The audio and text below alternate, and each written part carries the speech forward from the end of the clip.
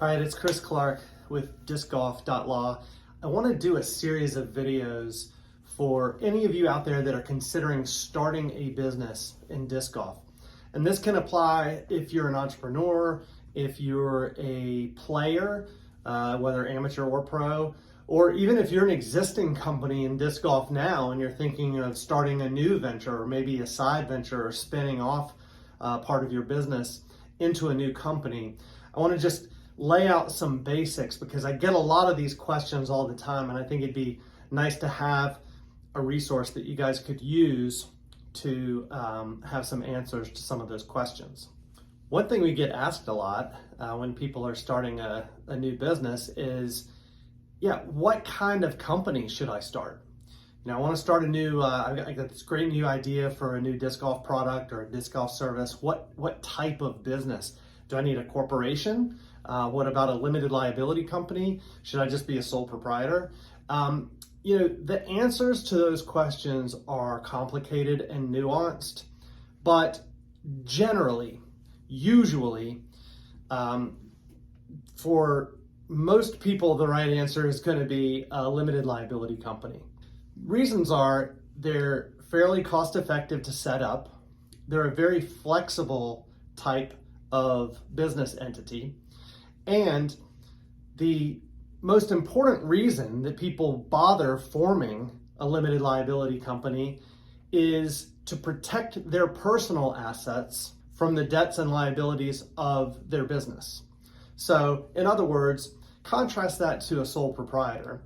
If you're just a sole proprietor, you're just yourself, you get out there and you start your business, or even if you're a partnership, if just you and maybe some friends or colleagues or business acquaintances get together and just start a business, but you don't bother taking the steps to form and operate through an entity, your personal assets are at risk for the debts of your business.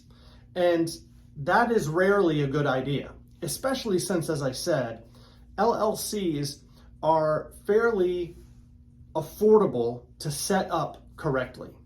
Now, the one thing that I would want to make sure that you understand is there's more to properly setting up an LLC than just sending a piece of paper to your state's Secretary of State's office and forgetting about it. Yeah, that is how an LLC comes into existence, and that is by filing some papers with your corporations department or your business organizations department in your state. But that's really just the first step of a handful of things that you have to do in order to make sure your company is set up properly, and more importantly, to make sure that if you need the protection, that limited liability protection that protects your personal assets, you want to make sure you take these additional steps. And so let's talk about what some of those are.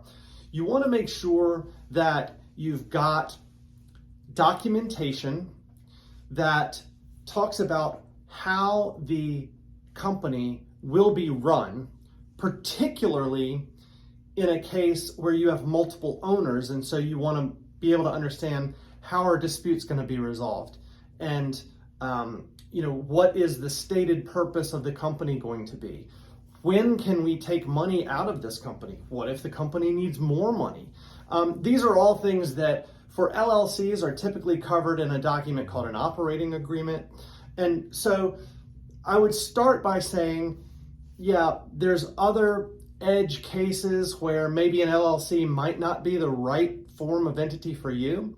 But if you're considering starting a disc golf business and you want to get that protection of a limited liability company, I would recommend that is the form of entity you should use. Now, one thing I want to make sure that you don't do, and that is just assume that you can set your LLC up by yourself without any help and then ignore it and still be protected by the limited liability protections of an LLC. So let me tell you what I mean by that.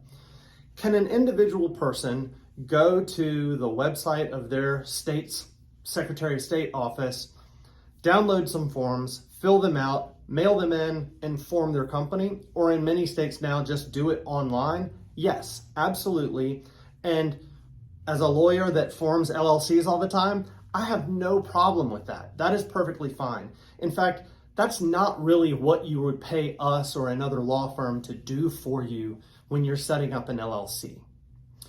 What you must remember, however, is you need to have documents in place in addition to that document you send to the state. You need to have internal documents in place that are customized for your business. They're unique to your business. So I would really just caution you against either not having written internal documents like no LLC operating agreement and no minutes.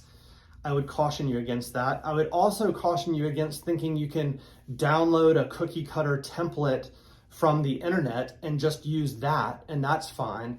That is likely to produce perhaps even worse results than if you didn't have a written document to begin with. I would urge you to look, you don't have to come to us to help you form your LLC. We form LLCs all the time, and we'd love to work with you and help you do that, but it doesn't have to be our law firm. You could go to really thousands of law firms to get someone that has experience and that can help you properly set this LLC up. It's such a low amount of money compared to the potential costly mistakes you can make if you avoid doing that and try to just go at your own with a cookie cutter internet template operating agreement or no operating agreement at all.